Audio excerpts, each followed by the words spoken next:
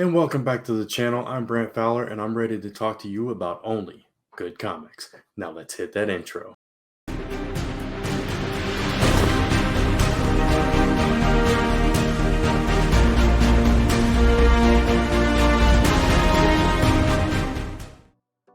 This time, we're talking about G.I. Joe, issue 1 from 2001, Image Comics by Josh Blaylock, Steve Kurth, and John Larter. Now, before we get into today's video, if you do enjoy the content on this channel, go ahead and smash that subscribe button and hit that notification bell so you don't miss a single video going up on Only Good Comics. And give us a thumbs up because it really does help the channel out. And you can follow me across social media at Only Good Comics. Now, let's get back to today's video.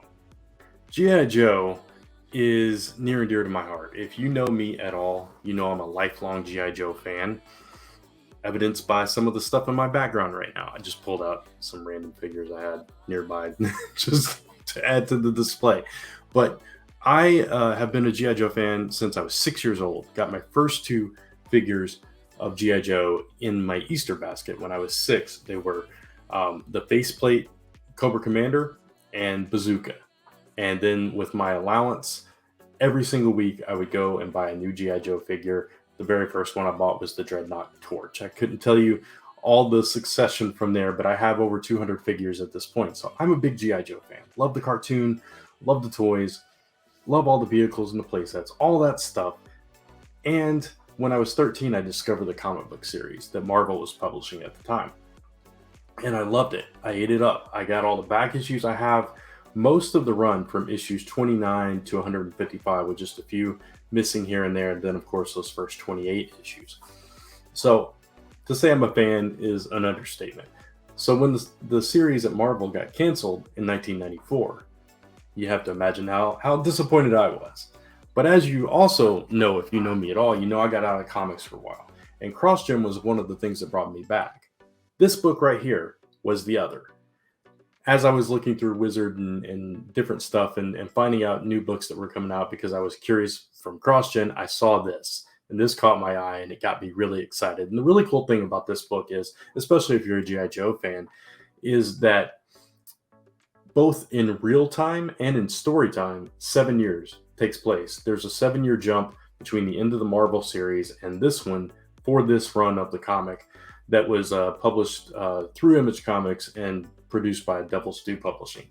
And it was just a cool thing because it's like they aged as I aged. So I grew up and it was out of comics. I was out of it and they were out of G.I. Joe for a while. And then they came back as I came back. And it was just kind of this homecoming thing. And it was really special to me to pick this up. So as a G.I. Joe fan, I really enjoyed it. And I thought they did a really great job of reintroducing all the characters in this book and kind of reestablishing what G.I. Joe is, who Cobra is, and why they're at war. So the start of this, we see an Arashikage taking some surveillance photos, and I'll talk more about him in a minute. But basically, they learn that Cobra Commander, who has been in the Middle East and in Cuba and different places, has come back to the States and has amassed a new army and is pulling troops together again. So the government does likewise. Duke, who is now like in Black Ops, assembles a team. He starts with a handful of familiar faces. There's Scarlet, Flint, Roadblock, Shipwreck, and Snake Eyes. And then they, of course, reacquaint themselves with Cobra. And if you're a G.I. Joe fan, you know all these. I'm not going to name, there's a lot of names there, but you know, you got Tomax and Zaymont, the twins, Destro, Cobra Commander, Baroness Sartan, etc. on that page. And, but a lot of things have changed. So Scarlet and Snake Eyes in the comics were always together. Obviously, they're not seeing eye to eye these days. So we learn a little bit about why that is in this issue, and as the series continues forward, you learn more and more about that. But we get to catch up with these characters. We get to see where they're at. You get to see the assembling of the Cobra team as Cobra Commander has called all these individuals back. And we see Destro coming back as well, but he's not too happy to be there. And we learn more secrets about Destro and exactly who he is. in this series later on. There's also a fun little thing where they recruit some more Joes.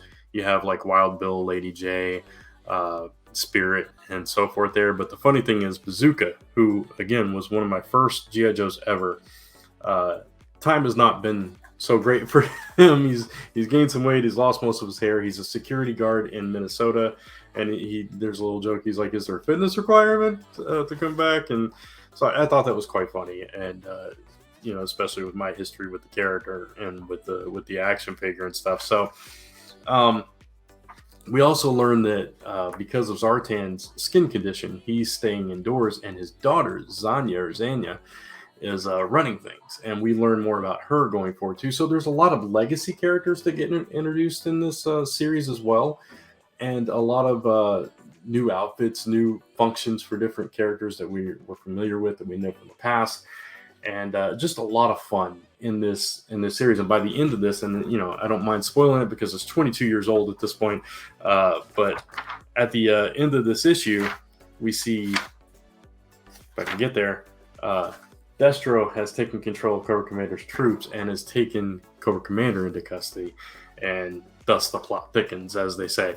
So this obviously was maybe not completely canon, considering that they went back to the Marvel run for the IDW run and continued where it left off with 155 and a half and ran through 300, which just ended a few weeks ago. And we've seen other alternate versions of G.I. Joe and stuff, but this was a cool run that went on for a while.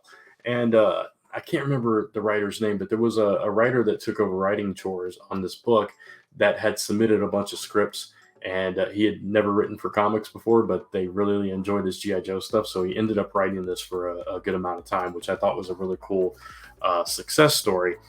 And he went on to write a bunch of other comics as well.